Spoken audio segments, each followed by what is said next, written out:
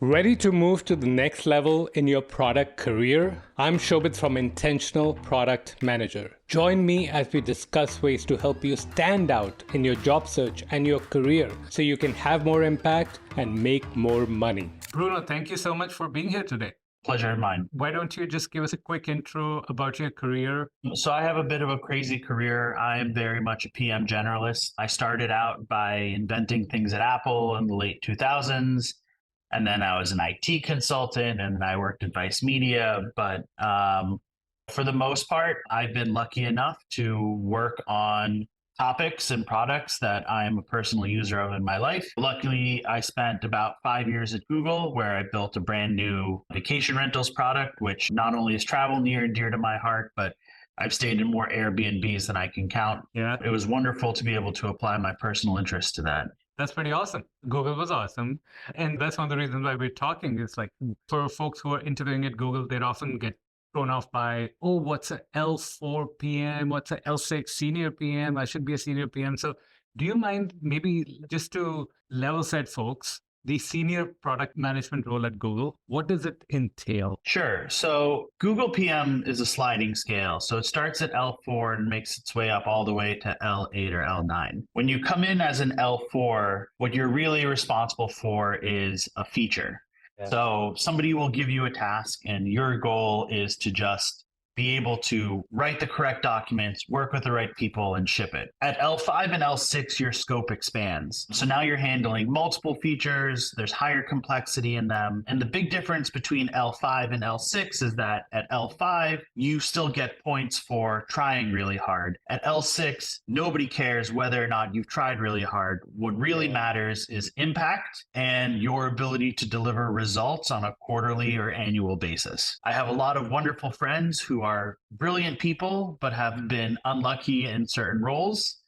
And so they've remained at L6, and other people have hitched themselves to rocket ships and have moved up very fast. So L6 is really about ensuring success and driving the overall product growth over a period of time. Got it. So you see here demonstrate success. You also mentioned overall product growth. So tell me more about that versus the feature aspect you were mentioning. Sure. Google is an interesting company because they don't look at things on a quarterly basis for the most part. Google is really concerned about the overall macro trends of it. So we put out 2 to 3 year roadmaps.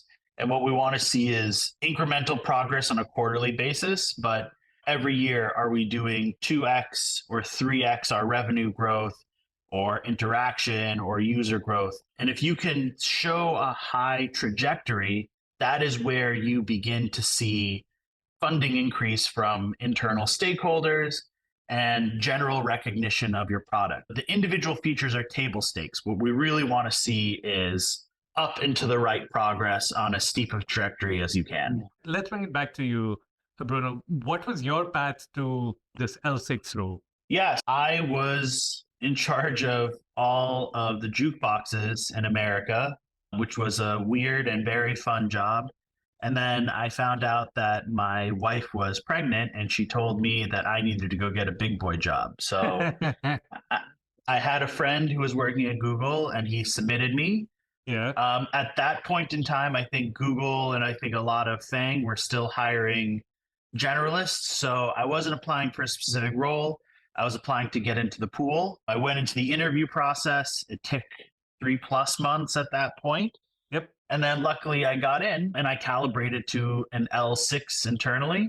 Awesome. And then once I hit my calibration, I then went through team match. I interviewed with a couple of groups and I ended up in travel. And the travel ending up, was that a deliberate decision that, hey, I really love travel? Just curious about the factors that led to that match. Yeah, so first I had to filter down on location. At the time we were living in New York, so I said either we'll stay in New York or we'll go back home to where my wife and my parents were, which is in Boston.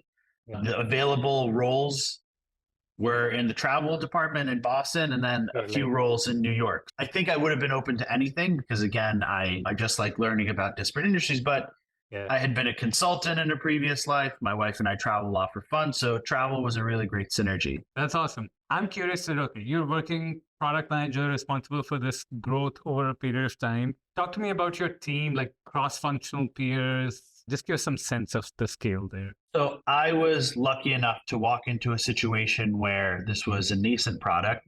They had handed me essentially a 3-page PRD or overview document and told me to go figure it out. I inherited an engineering manager and a few engineers, and that was our direct team. At the time that we started, we had a couple of cross-functional resources in BD and UX. So we were so small that we didn't have full allocations to them. But over the first year, we really tried to lay out the groundwork for how our product was going to function, and then work on getting more dedicated resources and selling the vision of what this product could possibly become. So we worked very closely with our business and UX teams, but we were selling to everybody who would listen to us across all Google verticals. So ad, marketing, different experimental groups, other parallel travel teams. We were everywhere because we were really trying to establish ourselves as a core product. That's pretty awesome. I guess you did talk a bit about the difference between the level below and this one, so I won't go into that. But if you think of like core responsibilities or deliverables at that level, what would those be? Every group at Google is very different. My group had higher than average amount of former like tier 1 consultants. So a lot of McKinsey, a lot of BCG. So we were very much a deck culture. We focused a lot on making sure that not only was the data great and the results were good and that we were building the right thing, but that we were crafting the correct presentations and artifacts that we could share out not only to our direct leadership, but to horizontal teams so that there was always really good visibility into what we were doing. Love it. And I think year 1, we really focused on more so building the product out. But then as the product became more and more visible, those documents became so much more important because that was how people were kept aware of all of the things that we were doing and where their investment dollars were going. When people applying to this role, or anybody watching here who's applying for this role, what would be your advice for them? Google specifically is an interesting culture because while the work that you do on a daily basis is very much ensuring that there is incremental growth, Google at its core still values the moonshot. Like people don't get excited for the 2x. People get excited for the 10x. When you go into the interviews, it's a lot of Fermi problems, estimation problems, it's a lot of product design, but interviewers are looking to see, can you upscale the business? Can you make the business great? And I think one of the other things that people really get caught up a lot on is, especially at an L6 or an L7 position, your ability to deliver incremental features, again, is table stakes. What they're looking for is, do you understand the business needs and the business dynamics and the ecosystem that you're feeding into, right?